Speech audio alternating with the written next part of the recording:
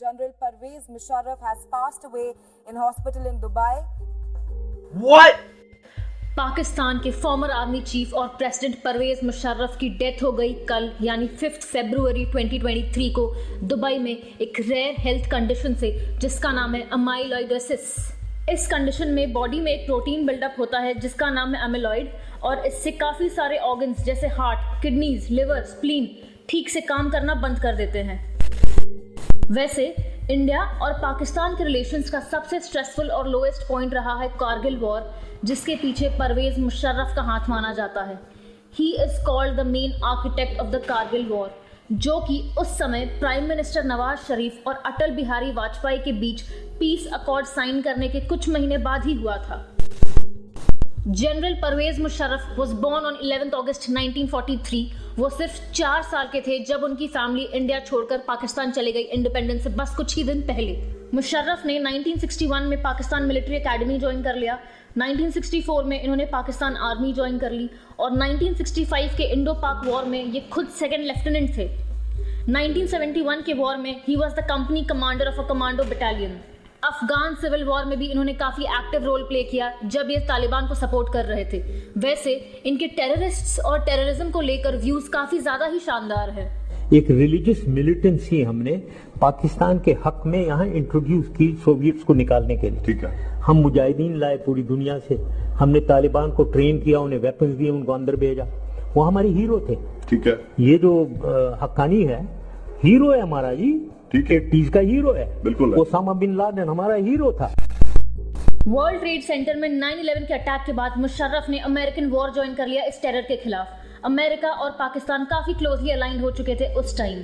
Pakistan was used as a transit for NATO and US forces in Afghanistan और मुशर्रफ काफी सारे ऐसे अटैक्स टॉलरेट कर रहे थे यूएस फोर्सेस के सस्पेक्टेड मिलिटेंट्स के खिलाफ पाकिस्तानी टेरेन में, क्योंकि इन्हें यूएस से काफी सारी फंडिंग मिल रही थी। खैर, इतनी सारी फंडिंग भी मिलने के बाद इन्होंने अपना डबल गेम खेलना बंद नहीं किया। एक तरफ ये यूएस को काउंटर टेररिज्म में सपोर्ट भी कर रहे थे और दूसरी तरफ तालिबान को ट्रेन भी कर रहे थे। मुशर्रफ लाइमलाइट में तब आए जब प्राइम मिनिस्टर नवाज शरीफ ने इन्हें प्रमोट कर दिया एज अ 4 स्टार जनरल और 1998 में इन्हें आर्म्ड फोर्सेस का हेड बना दिया गया। और जैसा कि हम सबको पता ही है कि पाकिस्तान में सिविलियन गवर्नमेंट से ज्यादा पावरफुल हमेशा से उनकी मिलिट्री और उनकी आर्मी रही है। Pervez Musharraf led the Kargil infiltration, जिसमें इंडिया और पाकिस्तान में वॉर हो गया 1999 में। पाकिस्तान आर्मी ने ओरिजिनली ये कारगिल प्लान कंसीव किया सियाचिन कॉन्फ्लिक्ट के बाद। मुशर्रफ को लीडिंग स्ट्रैटेजिस्ट माना जाता है कारगिल वॉर के पीछे। मार्च से मई 1999 में कश्मीर के कारगिल डिस्ट्रिक्ट में परवेज मुशर्रफ ने एक सीक्रेट इन्फिल्ट्रेशन की ऑर्डर पास की। इंडियन गवर्नमेंट को अल्टीमेटली इसके बारे पता चल गया और फिर स्टार्ट हुआ एक फुल स्केल वॉर, जिसे हम और आप कारगिल वॉर के नाम से जानते हैं। प्राइम मिनिस्टर नवाज शरीफ ने अपना सपोर्ट विड्रॉ कर लिया इस इंसर्जेंसी से, क्योंकि उन्हें काफी सारा इंटरनेशनल प्रेशर आ रहा था। नवाज शरीफ की ये डिसीजन पाकिस्तान आर्मी को पसंद नहीं आई और इससे रूमर्स स्टार्ट हो गए एक पॉसिबल कू के या फिर कहें तख्ता पलट के। इंटरनेशनल मीडिया ने भी पाकिस्तान गवर्नमेंट को काफी क्रिटिसाइज किया। इनफैक्ट पीएम नवाज शरीफ ने आज तक अपना स्टेटस मेंटेन किया है कि उन्हें इस ऑपरेशन के बारे कुछ पता ही नहीं था। कारगिल वॉर के कुछ समय बाद परवेज मुशर्रफ श्रीलंका गए थे उनकी आर्मी के 50th एनिवर्सरी सेलिब्रेशंस के लिए।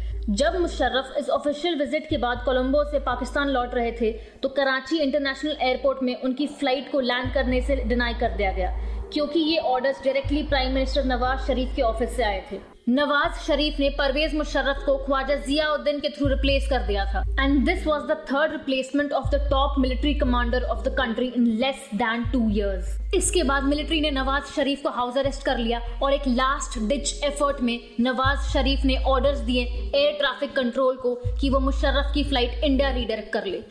पाकिस्तान की आर्मी ने तख्ता पलट किया और इस तरीके से पाकिस्तान में डेमोक्रेसी की डेथ हुई। उन्होंने इमरजेंसी डिक्लेयर किया, कॉन्स्टिट्यूशन को सस्पेंड किया और खुद एग्जीक्यूटिव पावर्स अज्यूम कर लिए। मुशर्रफ ने एग्जीक्यूटिव पावर्स तो ले लिए बट अभी तक वो प्राइम मिनिस्टर नहीं बने थे।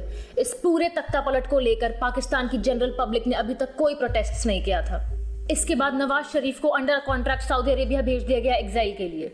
सुप्रीम कोर्ट ने मुशर्रफ को इलेक्शंस कंडक्ट करने के लिए कहा 12 अक्टूबर 2002 तक। फिर प्रेसिडेंट रफीक तरार ने रेजिग्नेशन दे दिया और अल्टीमेटली मुशर्रफ ने खुद को प्रेसिडेंट अपॉइंट कर लिया 20 जून 2001 को। अगस्त 2002 में एक लीगल फ्रेमवर्क के तहत मुशर्रफ ने काफ़ी सारे अमेंडमेंट्स किए कॉन्स्टिट्यूशन में, जिससे कि सुप्रीम कोर्ट की पावर को कम कर दिया गया और प्रेसिडेंट की पावर को बढ़ा दिया गया। इसे 17th अमेंडमेंट एक्ट कहते हैं कॉन्स्टिट्यूशन ऑफ पाकिस्तान में।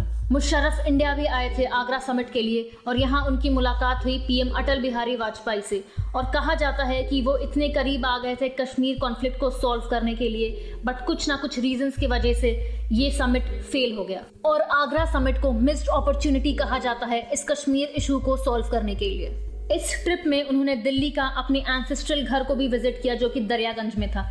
और यही नहीं, 2008 में परवेज मुशर्रफ की मम्मी, भाई और उनका बेटा बिलाल ने भी इस हवेली को विजिट किया।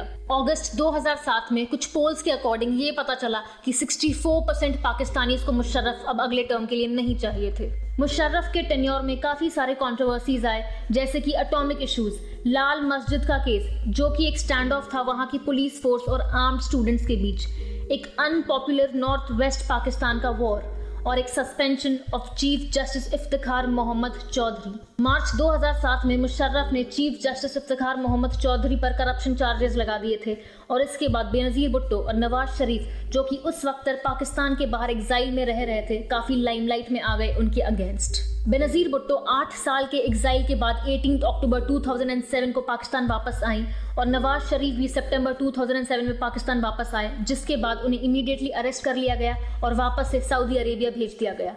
मार्च 2007 में परवेज मुशर्रफ ने खुद एक इंटरव्यू में कहा कि उन्हें 5 साल के लिए एक और टेन्योर चाहिए था। 3 नवंबर 2007 में प्रेसिडेंट परवेज मुशर्रफ ने वापस से एक बार इमरजेंसी डिक्लेयर किया और इलेक्शंस पोस्टपोन कर दिए, जो कि अल्टीमेटली जनवरी 2008 में होने वाले थे। इन सब रीजंस की वजह से परवेज मुशर्रफ की पॉपुलैरिटी जनरल पब्लिक में खत्म होती जा रही थी। अगस्त 2008 में पाकिस्तान पीपल्स पार्टी और पाकिस्तान मुस्लिम लीग ने मिलकर ये प्लान बनाया कि परवेज मुशर्रफ को अब प्रेसिडेंटशिप से स्टेप डाउन कर देना चाहिए। इसके लिए उन्होंने इम्पीचमेंट का प्रोसेस भी स्टार्ट किया, बट इस प्रोसेस से पहले ही मुशर्रफ ने खुद ही रिजाइन कर दिया और वो एग्जाइल के लिए लंदन चले गए। 2013 के जनरल इलेक्शंस में पार्टिसिपेट करने के लिए परवेज मुशर्रफ पाकिस्तान वापस आए, बट वहां के कोर्ट्स ने उन्हें डिस्क्वालीफाई कर दिया था इलेक्शन में पार्टिसिपेट करने से और उनके खिलाफ अरेस्ट वारंट्स जारी कर दिया बेनज़ीर भुट्टो और नवाब अकबर बुख्ती के असैसिनेशन केस में।